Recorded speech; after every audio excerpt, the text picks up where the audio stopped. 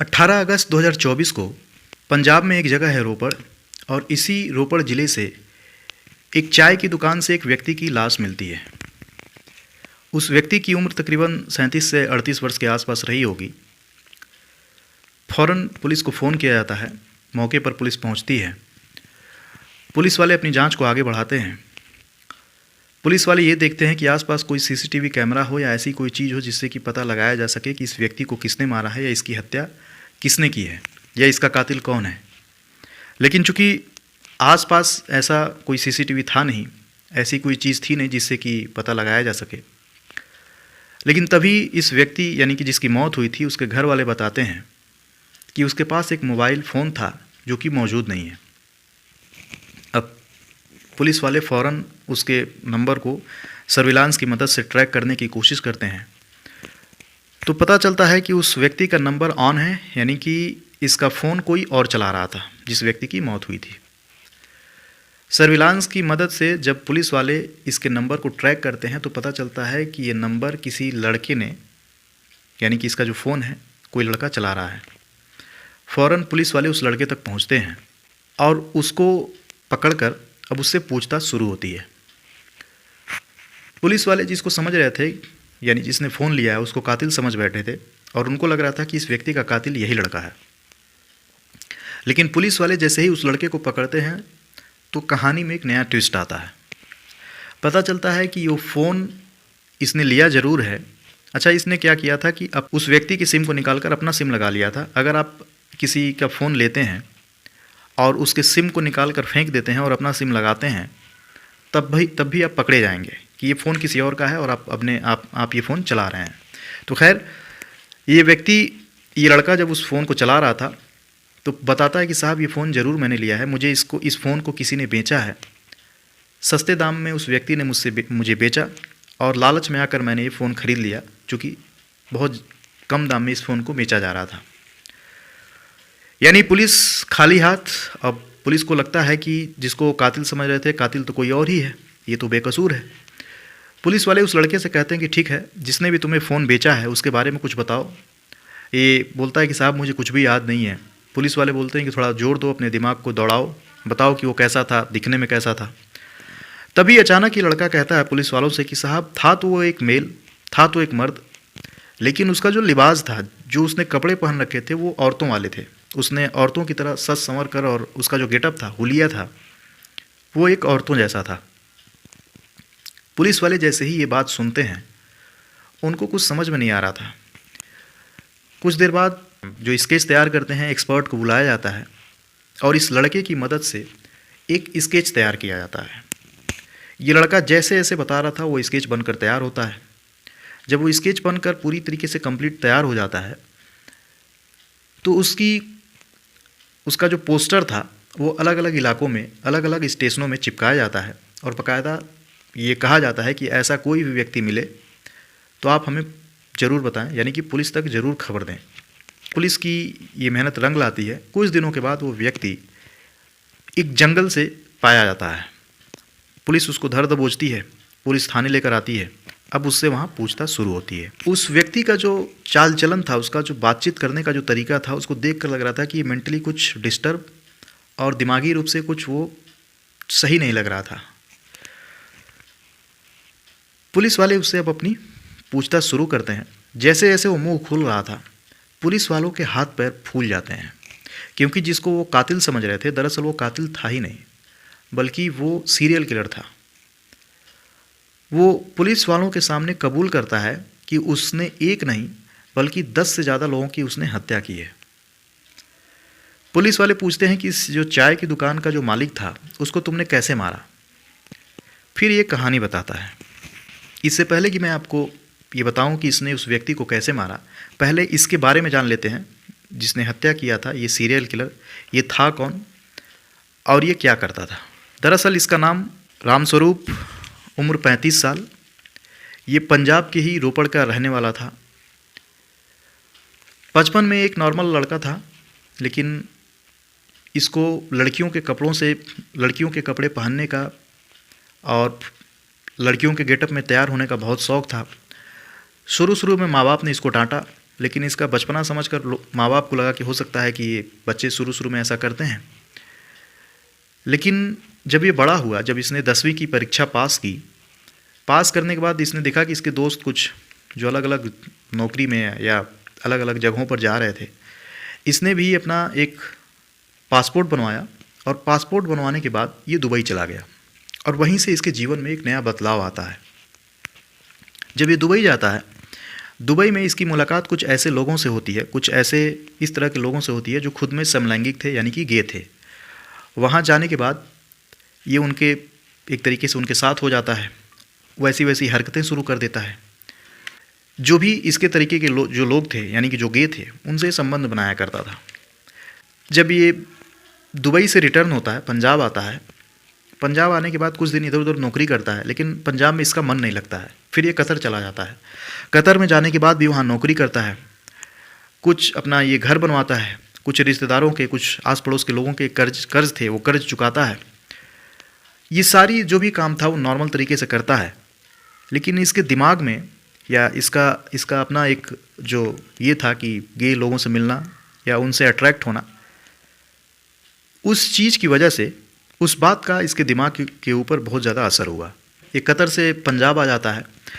पंजाब आने के बाद अब ये सोचता है कि अब ये कहीं नहीं जाएगा, पंजाब में ही रहकर अपना कुछ बिजनेस करेगा या यहीं नौकरी करेगा। अच्छा, इसकी शादी भी हो जाती है, इसके 3 बच्चे हो जाते हैं। लेकिन जब ये पंजाब यानी कि अपने घर आता है, तो इसके जो माँ बाप थे या इसकी जो पत्नी थी, वो नोटिस करते हैं कि इसका जो स्वभाव है वो बदल चुका है। वो एक गे वाली हरकत जो होती है वो करने लगा था, लेकिन चूँकि किसी को कोई दिक्कत थी नहीं, लोगों को लगता है हो सकता है कुछ दिन में ठीक हो जाए।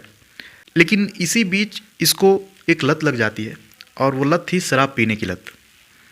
ये इस कदर शराब पीता है कि आए दिन इसकी शिकायत घर पर आती थी, अलग अलग लोगों से लड़ता था, मारपीट करता था, लोग घर तक आते थे, इसके माँ बाप से, इसकी पत्नी से शिकायत इसकी करते थे।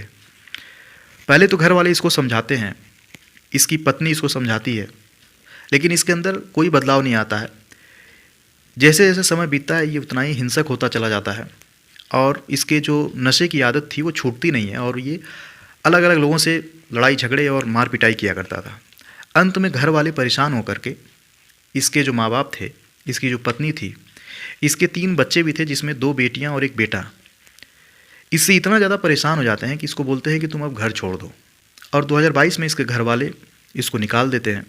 जब इसके घर वाले इसको घर से निकालते हैं, जब अपने गांव से निकलता है, अलग अलग जगहों पर घूमता है, अलग अलग इधर उधर जगहों पे भटकता है, चूँकि करने को कुछ था नहीं और जीना है, शराब भी पीना है, तो इसने सोचा अब क्या किया जाए।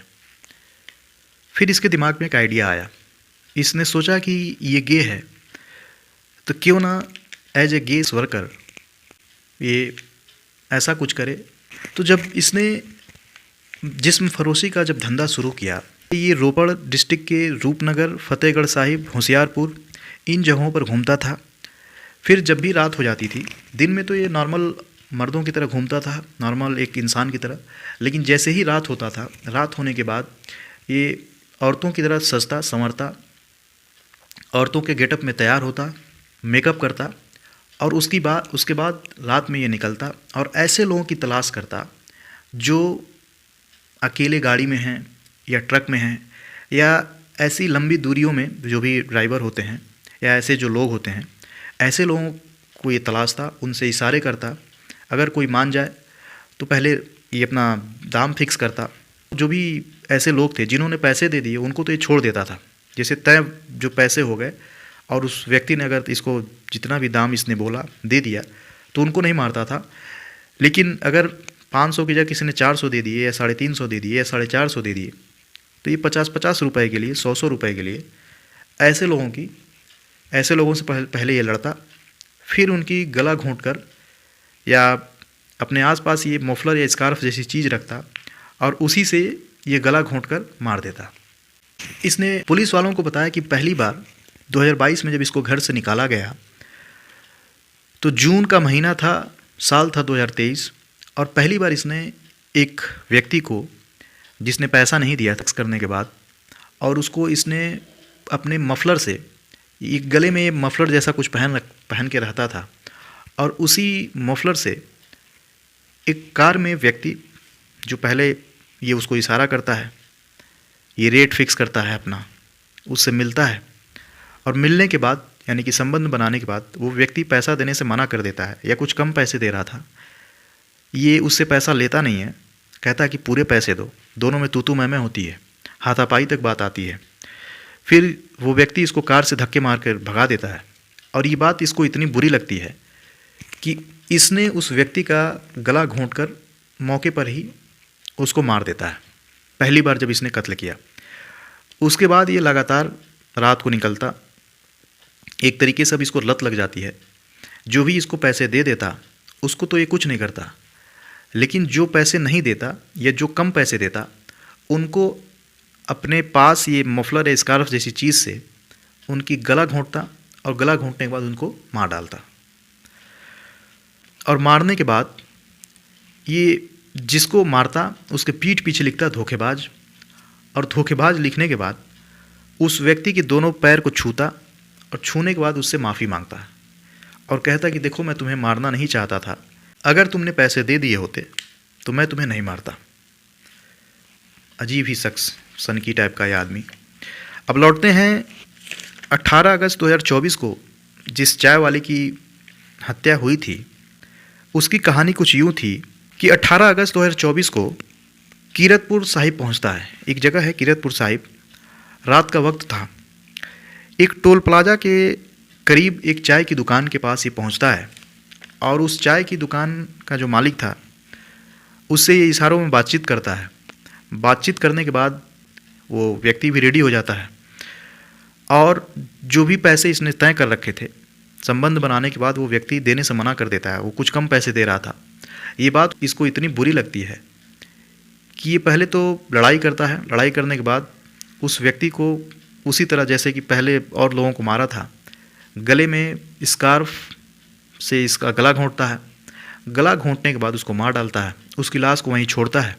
लेकिन एक गलती करता है। गलती ये थी कि ये उस व्यक्ति का मोबाइल लेता है, और मोबाइल लेने के बाद वही जो शुरू में जो लड़का था जिसने स्केच तैयार करवाया, उसी लड़के को जाकर ये मोबाइल औने पौने दाम में, बहुत ही सस्ते दाम में बेच देता है।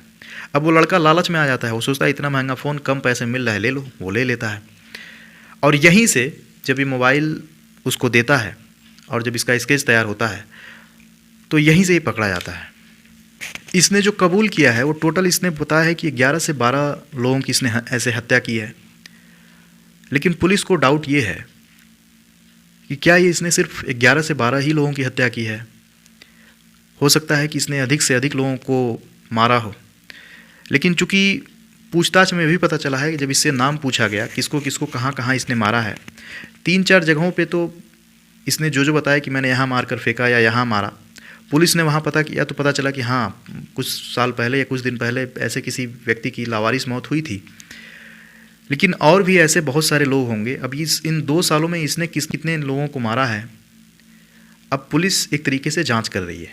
हो सकता है 11 से भी ज़्यादा लोगों को मारा हो, तो ये जांच का विषय है, पुलिस जांच कर रही है। और ये दिमागी रूप से भी ये व्यक्ति जो है हिला हुआ है। तो ये थी आज की कहानी। तो आज के लिए इतना ही। कल फिर मिलेंगे किसी और सच्ची घटना के साथ। तब तक अपना ख्याल रखिए। नमस्कार।